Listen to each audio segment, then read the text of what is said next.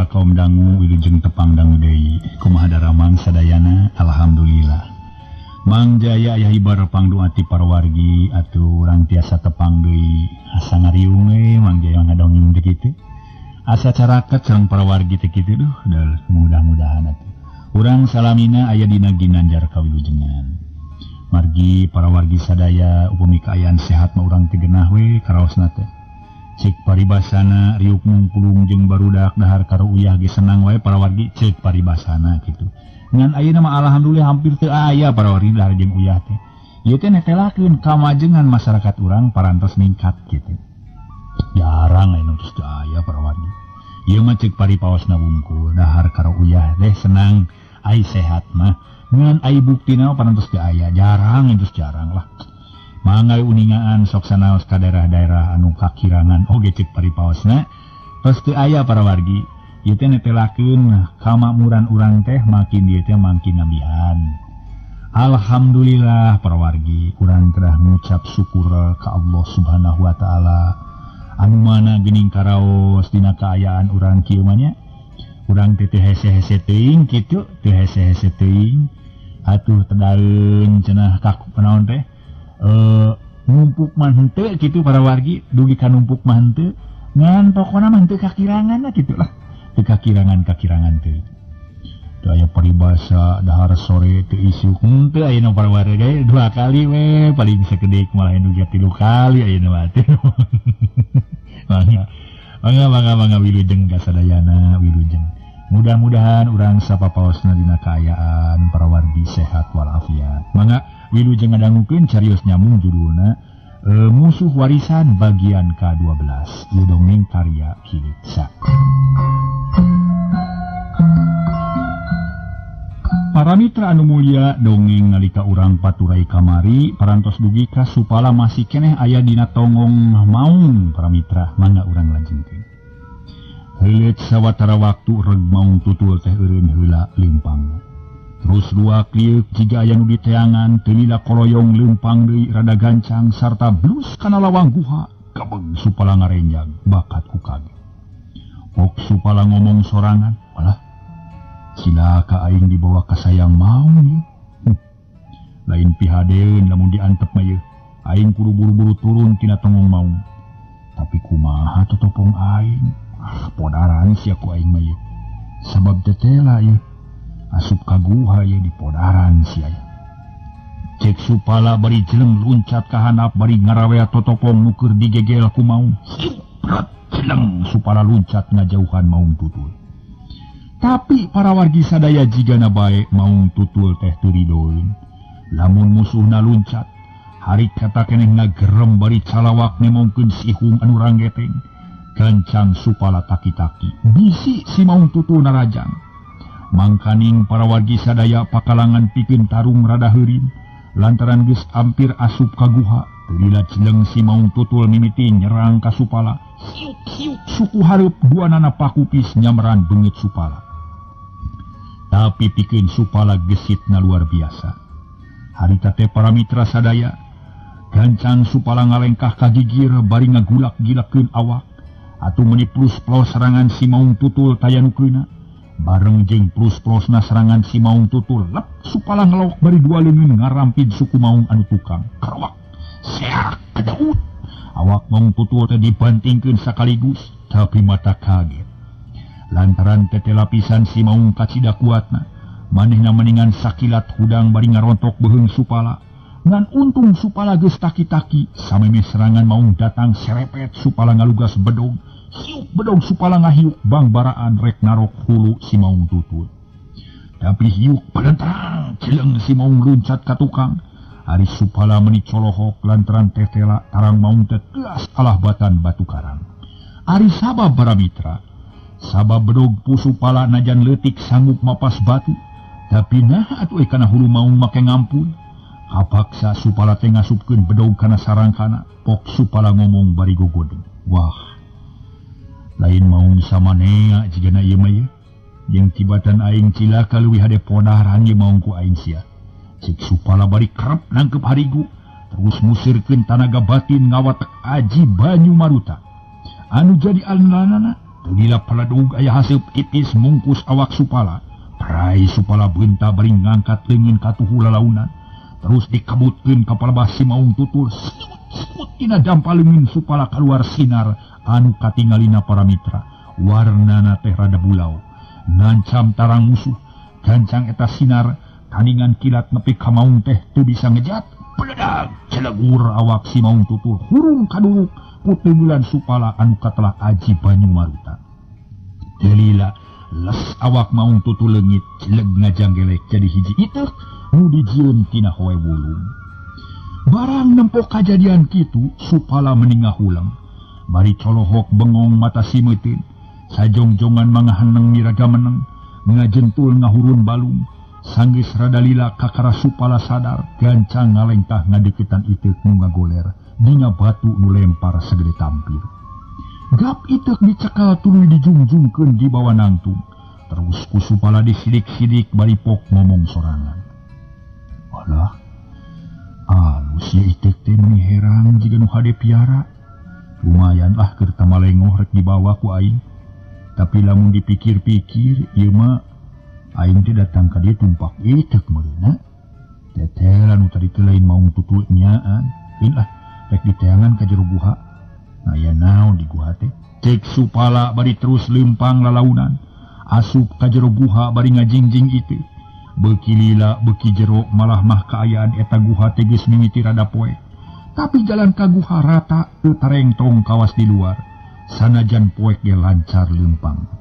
Sedeng kaayaan di luar harita geus mimiti reup-reupan, panon poe geus nyulusup ka satukang gunung. Tong eret jeung cari cangkas geus mimiti reang di sarada. Daun selong jeung jukut riwut geus mulapes harees. Malah manuk-manuk cari nuk-nuk nungguan poekna peuting.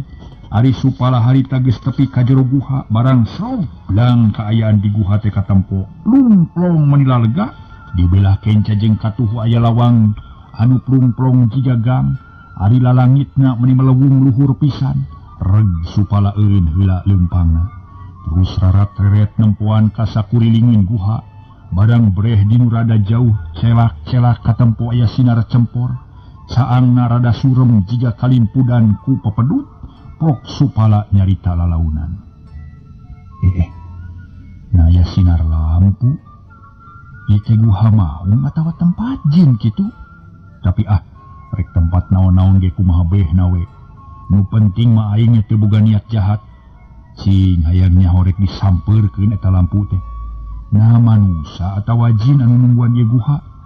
Cek Supala bari terus ngalengkah deui ngajugjug kana lampu anu harita rada kakalicesan katebak angin. Kaayaan di jero guha meni sepi jempling teu kadenge aya sora. Nu kadenge ngan sora napa Supala bae. Renghap ranjug bari neureuyan ciduh. Tekung sililas rog Supala nepi ka palebah lampu cempor. Barang breh ku Supala katempo jelas pisan di luhureun batu anu ngampar aya hiji sepuh anu disolat. Cigana bae harita teh keur meujeuhna wanci magrib. Gebeg Supala ngarenjag bakat ku kaget. Reg leumpang ngarandag terus ngiteup ka eta sepuh sanggis melong rada lila pok Supala nyarita sajeroning hatena. Geuning aya nu bogana tempat ieu. Dosa atuh aing teh meureunnya. Lantaran geus kumawani asup ka ieu tempat tanpa permisi. Tapi mudah-mudahan we aing dihampura sabab aing teu boga niat jahat. Nu puguh mah aing teh kasasar. Kabawa ka sakabaku sakaba-kaba. Cek Supala nyarita kitu teh bari tetep netep kanu keur salat. Tekung silila antarana nu salat teh geus lekasan. Malah mah geus aweh salam. Sangimeh wiridan pok eta sepuh nyarios heula soanten halipu tur bentes. Ulah kaya ka ngahuleung anaking, sok geura beberesi hangur kainya. Bulah kencaeun lampu teh aya jalan ka cai. Buru-buru sholat heula bisi akhir manten. Mangkaning seutik waktuna magrib mah. Saur eta sepuh bari teras wiridan.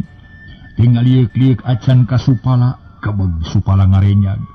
Pok nyarita deui sajeroning hatena. Geuning nyahoon ka aing? Wah bua geus ngawaskeun ka aing ti tadi keneh jigana teh. Tapi supaya aing salamet kudu buru-buru nurutan parentahna. Saja bati kitu memang aing can salat deui. Cek gerentas hate Supala bari terus ngalewas ka tempat nu pidudukeun ku pribumi. Barang serog oge geus mimiti kadenge nyerelekna sorat cai anu ngocor ninggang kana batu.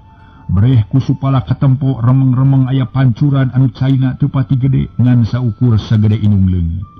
Tapi cukup ari pikeun baberesih mah. Malah harita ge gancang Supala cucul-cucul terus mani. Beres mani sakalian wudu anu saterusna balik deui nyampeurkeun ka tempat salat. Barang datang tetela sepuh nu tadi teh geus kasampak. Tempat salat geus kosong gancang Supala ngalaksanakeun heula salat magrib. Beres salat terus biridan sarta ngeundedak ka Nu Maha Kawasa. Sangkan buru-buru ditepungkeun jeung Ki Banyu Wening. Ngadoa meni uleng bakat ku husu. Sirah Supala ngeluk tungkul ampir adek kana tuurna. Tuh para wargi sadaya, hiji ciri muslim, umat muslim teu aya deui iwah ti ku salatna para wargi sadaya. Dan hiji ciri muslim teu aya deui iwah salatna teh. Ngalaksanakeun salat anu 5 waktu. Subuh, lohor, asar, magrib sareng isya teh para wargi anu 5 waktu. Janten ieu hiji ciri muslim teu aya deui. Dan ku ngalaksanakeun ibadah salat ieu teh para wargi saleresna mah ngadegeun tihan agama Islam. Ieu para mitra sadaya sedengkeun urang nalika salat teh urang ngeuneuda ka Nu Maha Kawasa. Hartosna mah sagala rupa panada urang ngadoa urang nuju salat teh saresna. Ngeuneuda ka Nu Maha Kawasa. Urang teh geuninganan sagarupi teh hoyong dipaparin sehat. Atuh sajeroning kitu urang teh ibadah ka Nu Maha Kawasa lillahi ta'ala ridho karena Allah para wargi sadaya. Atuh lian ti kitu urang ngadoakeun atuh kasing sakur umat muslimin salamina aya dina kawilujengan. Aduh kacida pisan bagjana nuju salat teh para wargi. Tah dina ieu dina kaayaan kieu urang hartosna mah ngalebur dosa.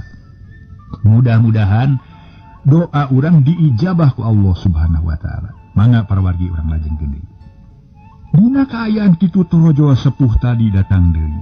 Breh raraina katingali kacaayangan ku cahaya lampu cempor. Ulat rarai bersih tur cahayaan maklum leket getol kana salat ngalaksanakeun anu 5 waktu. Sajabati kitu eta sepuh geus kasipuh ku ilmu panemu anu luhung jembar ku pangabisa. Sugih ku pangarti tina halahir jeung batin. Beunang disebutkeun manusia anu utama geus masagi dina agama jeung darigama. Sanajan dina kokoro nyoso malarat rosa ari batin namah mulia. Geus teu kabita ku ayana haliah dunya nu diudag-udag ku dirina iwati kabatinan keur bekel mulang ka asal. Jabati kitu adat jeung kalakuanana ge jujur, gurat batu, tara gancang kapangaruhan, tara linyok, tara bohong, jauh tina laku culudur subawona lamun hiri dengki. Jeung sanajan hirupna miskin, teu curaling culang cileung. Haram kana palbulang paling, tekad ucap jeung lampah teu sarakah. Najan susah tapi tara nyorang laku salah nu dipahing ku Allah. Anjeunna mah estuning bener-bener jalmi anu takwa. Sedengkeun katerangan nyebutkeun naon ai takwa, takwa teh teu aya sanes para mitra. Ngalampahkeun pagawean-pagawean anu diparentahkeun ku Allah Subhanahu wa taala sareng ngahindarkeun atanapi nyingkahan pagawean-pagawean nu dilarang ku Allah Subhanahu wa taala. Dupi ieu pagawean naon nu dipilampah jeung anu dilarang aya kateranganna jelas dawuhan Allah dina Al-Qur'an, dijelaskeun dina hadisna. Para wargi sadaya, atuh para wargi anu mulia nu sami-sami ngadangukeun ieu dongeng. Kantos ku urang tiasa kamaklum. Ieu sepuh teh para wargi katingali pamentina bersih ku margi. Sateu acana salat anjeunna teh kedah abdas heula bebersih. Ku kituna munasabah lamun hirupna meunang berkah. Tara susah henteu senggah cik syariat namah jalma hina tur sangsara tapi batinna mah mulia. Ari raksukanana nganggo kampret bodas meuni nyasas tur bersih. Kahandapna ngawos sinjang lalayu sekar sedang iketna barang bang semplak. Ari rumbah meuni ngamai nepi ka puser. Rupana geus camut-mut bodas lir kapas. Gek eta sepuh calik dina batu mayunan lampu cempor. Sedeng soca neuteub seukeut ka Supala. Nuker anteng biridan. Lamai imut na ngagelenyu bangun anu kacida bungahna kadatangan ku Supala. tekung silila para mitra. Jung supala cengkat terus nangtung lalaunan jiga nu leuleus lungse. Red supala ngareret kapal ba eta sepuh. Terus supala netep seukeut bangun anu hayang sidik kana rarai eta sepuh. Tilila gero supala ngagero bari ngarontok ka eta sepuh. Aki, aduh hapunten atuh abdi teh Aki. Abdi rumaos kirang hormat kanu janten sepuh dongkap tumorojog tanpa rarapan. Estu kirang tata tur kirang titi. Sumangga abdi nyangakeun salam hormat ka salira Aki. Cek supala bari solongkrong munjungan ka si Aki. Nu tayalian iwati Ki Banyuwening nu keur di teteangan. Ari Ki Banyuwening can wakang ngawaler parawargi sadaya kalah kagap nampanan leungin supala anu munjungan. Sanggis beres munjungan gek supala diuk meuni mendeko hormat naker. Ari Ki Banyuwening sanggis nempo supala diuk kok ngalahir swanten halipu tur ancan lair. Pangawakti hidup teh katarima pisan ku Aki teh. Sajabati kitu segala rupa kesalahan hidup dihampura ku Aki teh. Ngan sabalikna kesalahan Aki ge kudu dihampura ku hidup. Kumaha hidup jeung sakabeh nu di lembur jalageun? Saur Aki Banyuwening bari imut. Ari socan neuteub seukeut ka supala gancang ku supala dijawab. Sami-sami Aki, ku abdi teh dihapunten pisan atuh sajabiti kitu abdi teh dina waktos ieu mah teu kirang sawios-wios. Samalih mah sadayana nu aya di lembur ge nuju ginanjar kawilujengan. Nanging sawangsuna kumaha damang Aki? Jawab supala nyarita malikna. Syukur anak king ari kitu mah. Sababnya eta pisan anu dipiharep ku urang sarerea oge. Malah Aki teh keur cager ayeuna mah. Ayeuna Aki teh rek nanya ka hidup teh kumaha. Paguran hidup teh aya kamajuan atawa henteu. Jeung aya naon nu disejak pangna hidup asruk-asrukan di tengah leuweung teh. Caritakeun ka Aki anaki. Sumangga ku abdi bade diwaler Aki. Perkawis paguron abdi dugi kadanget ayeuna alhamdulillah aya dina kamajengan. Malih mah ampir unggal minggu aya bae nu sumping palai ngahiji sabeungkeutan sareng paguron abdi. Atuh salajengna ti eta perkawis. Abdi asruk-asrukan di leuweung teh memang aya nu diseja abdi teh. Dupi nu dimaksad hoyong ngahaturkeun salam kawilujengan ka salira Aki. Kumargi parantos lawas teu tepang. Atuh kalihna ti eta abdi teh seja ngadugikeun titipan salam hormat we ka salira Aki tibah purwana sakulawargi. Sareng ti sadayana murid-murid paguron monyet bodas. Kalihna ti eta aya deui nu langkung utami nyaeta seja ngabuktoskeun kana hiji ilapat. Nu ngetelakeun yen abdi teh kedah engal-engal nepangan ka salira Aki. Anu kajantenana estu matak ngagentarakeun kana hate abdi. Si horeng salira Aki parantos ngantunkeun patempatan anu lami kalayan ngalih ka ieu tempat. Naon maksana tateki? Para mitra sadaya Aki Banyuwening sateacan ngajawab pertanyaan supala manehna ngahulang heula. Kumaha atuh para mitra cariosan Aki Banyuwening teh? Syukur anaki, syukur. Atuh syukur pisan tekad hidup teh kacida pisan hadena. Lantaran salilana satya jeung satuhu kan jadi guru. Eta teh lain hartina Aki hayang diugung-ugung atawa didama-dama.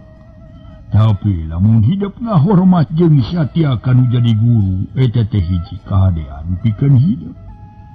Ganjaran jeung mangpaatna bakal karasa ku hidup sorangan. Ari nu jadi sabab pangna Aki ninggalkeun patempatan nu heubeul teh kasep. Moal waka diterangkeun ayeuna ku Aki. Ayeuna mah Aki teh hayang nyaho heula kana lalakon hidup salila neangan Aki. Cik caritakeun heula ka Aki. Engke lamun lalakon hidup geus kaharti ku Aki kakara. Perkara Aki rek diguar lantaran memang aya sababna pangna Aki kieu teh. Ceki Banyuwening bari netep kana beungit Supala gancang Supala ngajawab. Mangaki ku abdi bade diterangkeun. Abdi teh salaresna parantos 5 dinten asruk-asrukan di lebet leuweung. Margi abdi teh ngaraos panasaran dumeh ningali tilas patempatan aki parantos ancur. Bupi lalakon nu karanapan ku abdi teh kieu ki. Emal Supala bari derak-dak nyeritakeun lalakon nu karanapan ku manehanana ini miti asup ka jero leuweung tug nepi ka danget harita. Sanggeus beres terus bungkas caritana. Tah sakitu lalakon abdi teh ki. Nanging abdi teh sejatu maros ka asalira aki teh. Nah ieu teh hoe teh kagungan aki atana pisanes. Cek Supala bari netep kaki Banyuwening ari leungin harita teh nyolongkrong nemongkeun ieu hoe nu teh tadi dicekel. Ari hidup betawa sebodor. Apaan anu melas melis ngenta pituduh tepat hidup. Sora hidup nyamat-nyamat ka aki teh kalayan paidin ti Gusti Allah. Geus tepi kana ceuli aki ku bantuan angin nu disamat ku hidup. Tah, kulantaran kitu perkara itu koe mah teu kudu jadi pikiran. Lantaran memang teh itu teh mu aki.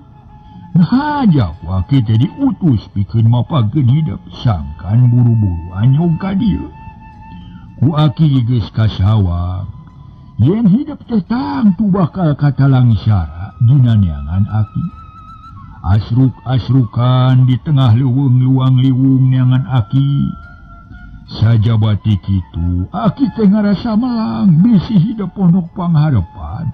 Sarta nyangka yen aki geus tilar dunya. Padahal mah aki teh baleger keneh tah kitu anaking pamaksudan aki teh. Saur aki Banyuwening bari teu weleh imut. Bangun anu sugema pisan boga murid anu satia. Atuh Supala paramita. Nya kitu keneh sarua ngarasa bungah.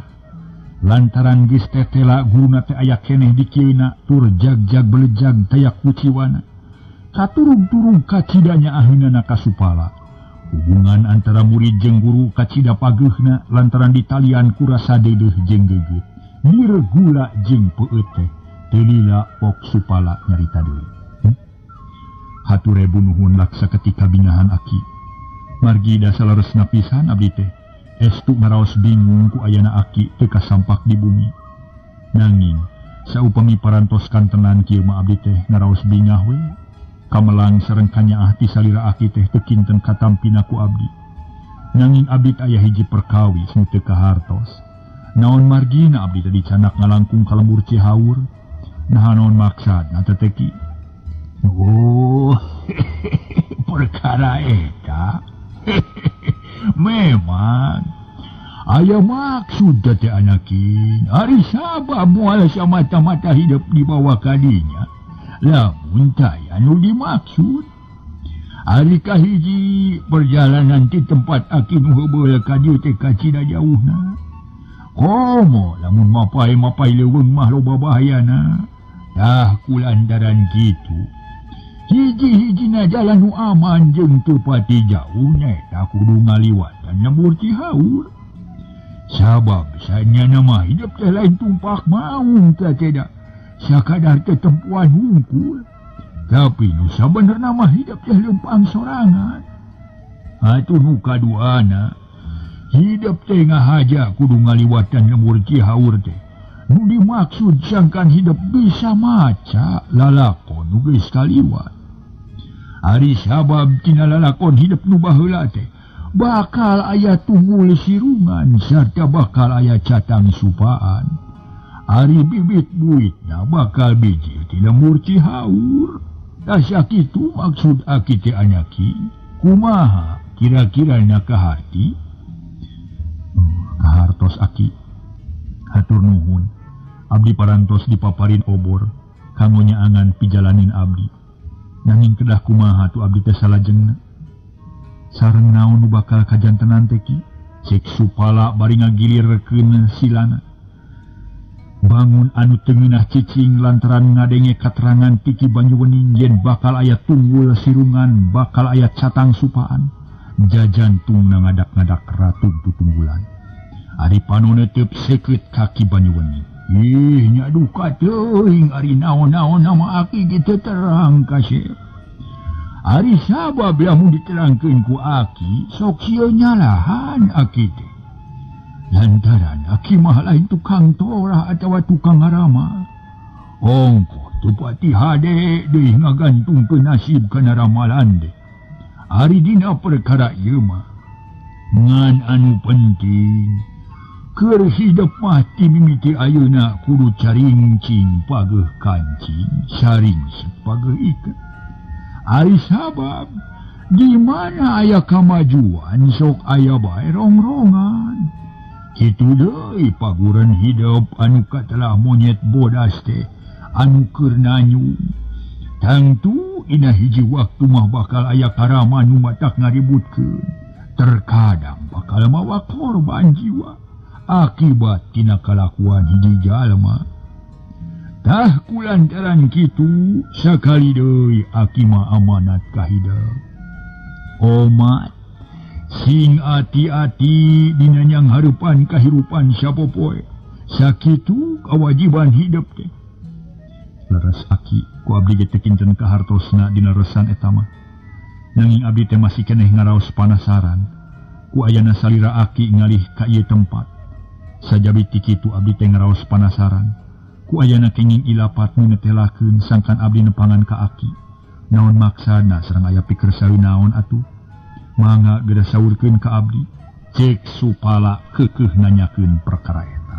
Lantaran cek pamikir Supala estu matak aneh lalampahan Ki Banyuwening teh.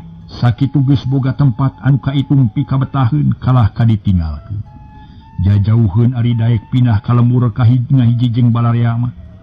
Ari Ki Banyuwening barang ditanya kitu teh teu buru-buru ngajawab kalah kanyerengeh bae bari ngusapan janggot anu ngamain nepi kana bujalna. Sanggeus rada lila kakara ngamimitian deui nyarita bangun anu rada haroreang. Supala incu aki. Ari sabenerna mah hidup teh teu kudu ngarasa heran. Sabab apan ku hidup geges kanyahoan yen tujuan hirup aki teh lain ditujukeun kana haliah dunya. Tapi kulantaran hidup keukeuh peuteukeun nanyakeun perkara eta, nyaheug ku aki diterangkeun. Sangkan ku hidup kaharti, sok bandungan ku hidup sing tenget. Saur Ki Banyuwening bari terus ngahulang heula sakedeung jiga keur mikir-mikir picaritaeun para mitra sadaya. Bari Ki Banyuwening ngahulang mun gaya cangkeul ye. Ngaso heula para wargi teh. Ngaso.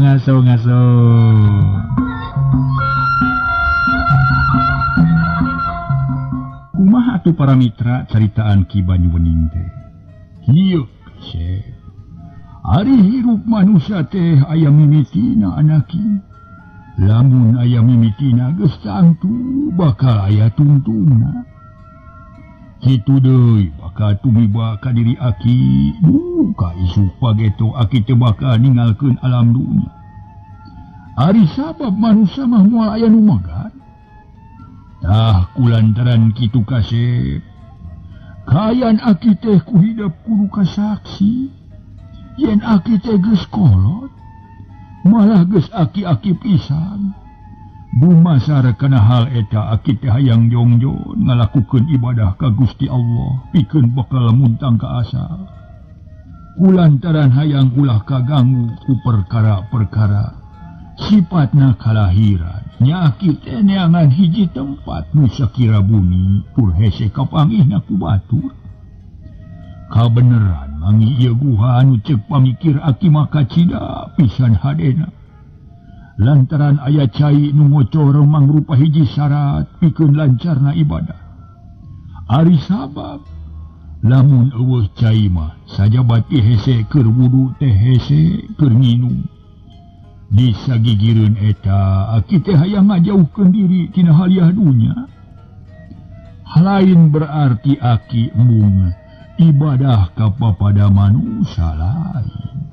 Ngan hayang ngeluman ilmu kabatinan anu leuwih jero jeung hayang ngajauhan jalma rea sangkan teu loba nincak salah jeung dosa. Ari sabab lamun satungtung hirup kumuh jeung balarea mah tangtu bakal aya bae.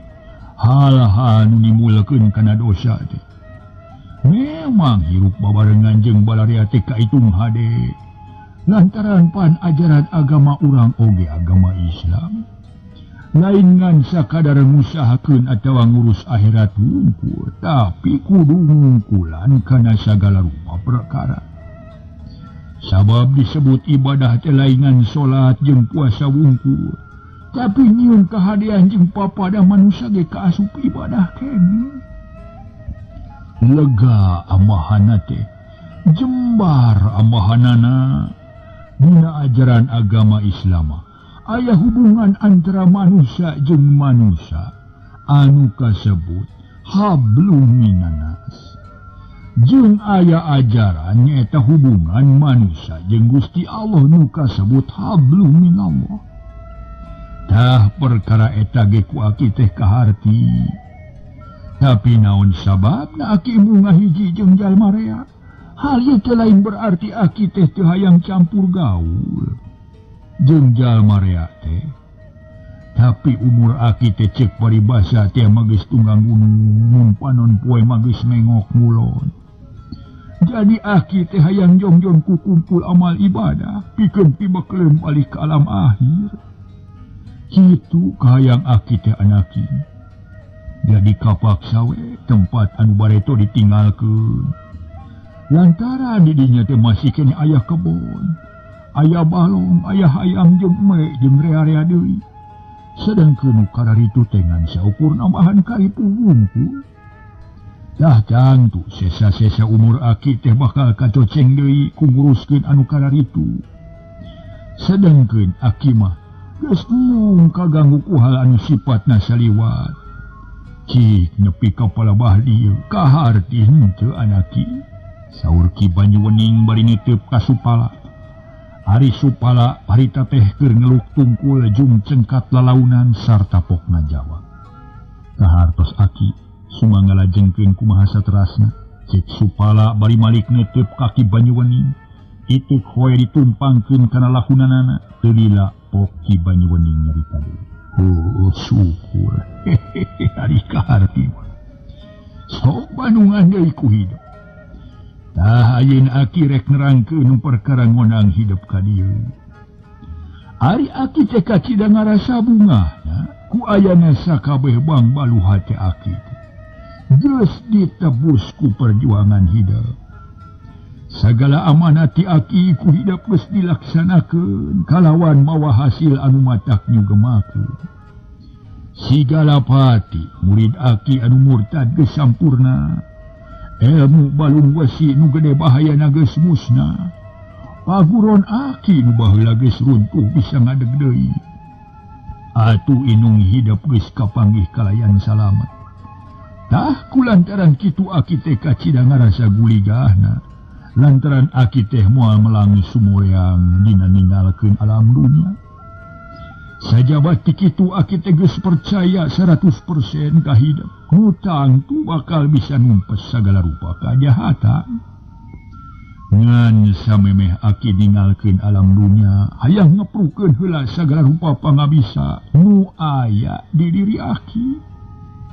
Tah eta nu jadi sababna pangna hidup diangkir ka dieu teh. Kumaha hidup geus siap pikeun narimana? Saur Ki Banyuwening bari narik napas panjang jiga nu ngarasa capek. Ari soca anu herang meniguguri lapan lir mutiara katojo ku cahaya lampu cempor. Sedeng Supala barang ngadenge pertanyaan Ki Banyuwening kitu can waka ngajawab. Sajongjongan mangahuleng bae jiga nu mikir lantaran ku Supala oge geus kagamar bisa kumaha heunteuing sedihna lamun ditinggal maot ku Aki Banyu. Tapi para mitra sadaya, lantaran Supala geus maklum yen hirup manusia teh taya nu langgeng, atuh pok Supala ngajawab bangun dumarida. Aki segera rupi kasauran aki teh. Salangkung maestu matak ngaruntageun kana emutan abdi. Nanging ku abdi ge parantos kahartos. Yen urang bakal ngalaman maut, mudah-mudahan bae urang sadayana tiasa maut kalayan nyanak iman sareng Islam. Ulah maut dina kaayan ingkar tina kaislaman. Atuh salajengna sagala rupi nu bakal dipaparinkeun ka abdi. tangtos bakal ditampi kalayan kabingahan. Sareng insya Allah bakal diperhatoskeun pisan ku abdi. Sumangga teraskeun deui Aki. Cek Supala. Bari ngusap beungut jiga nu mikeun kasusah. Dada katara renghap ranjug jiga dutas manggih karuwas. Nempo kaayaan Supala kitu. Ki Banyuwening ge meningah huleng jiga milu kagagas. Samemeh Ki Banyuwening nyarios deui anjeunna ngusap heula janggot tina puhu nepi ka tungtung. Teu lila pok anjeunna nyarios deui. Supala incu Aki. Syukur pisan lamun hidup geus ngarti kana maksud Aki. Tapi samemeh Aki nurunkeun pangabisa atawa ilmu Aki anu pamungkas. Aki terek amanat heula ka hidup teh. Lamun isuk jaganing pageto Aki diparengkeun kudu ningalkeun alam dunya. Omat hidup pula rek ngaragragkeun cimata sanajan sakecelak oge. Aki hayang mulang ka alam baka teh. Bari dijajabkeun ku hate nu ikhlas jeung tumamprak ka Gusti Allah. Aki moal tenang ninggalkeun alam dunya lamun hidup masih keneh boga rasa tugenah. Lamun ditinggalkeun maot ku Aki, tah sakitu amanat ti Aki. Ngan perkara ilmu nu bakal diturunkeun ka hidup moal bisa diturunkeun ayeuna, kalawan moal bisa disebutkeun ayeuna. Ari sabab jiwa hidup kudu tenang. Tenang heula sangkan bisa nyerep kana hate. Sedengkeun dina danget ayeuna mapan, hidup teh keur baluang pikiran. Sajabat ti kitu ayeuna mah geus peuting teuing, hidup perlu ngareureuhkeun ka capek sarta perlu diiskeun pikir. Tah kulantaran kitu ngobrol urang teruskeun isukan. Ayeuna mah prak geura salat Isya heula, geus waktuna. Terus hare pikeun ngumpulkeun tanaga. Suada dahareun mah wayahna kudu tapa sabab Aki mah teu boga dahareun. Saur Ki Banyuwening bari neuteup ka Supala. Sumangga ngiringan Aki, perkawis teh daeun masa wios teu kedah janten emutan. Margi abdi ge parantos ngamaklum kana kaayaan di dieu. Permios atuh Aki bari kacai heula. Cek Supala bari jumnang tung lalaunan, Ki Banyuwening pok nyarios deui. Baek an Aki. Saur Ki Banyuwening bari ngareret ka Supala. Nu harita geus ngaleos ka pancuran. Jep kaayaan di jero guha teh jempe, simpe. Ari Ki Banyuwening damal nangan ngajeng praksila bari soca melong kana lampu cempor. Sinina harita teh rada luak leok katebak ku angin leutik. Sanggeus kaayaan Supala jeung Ki Banyuwening ngalaksanakeun salat Isya.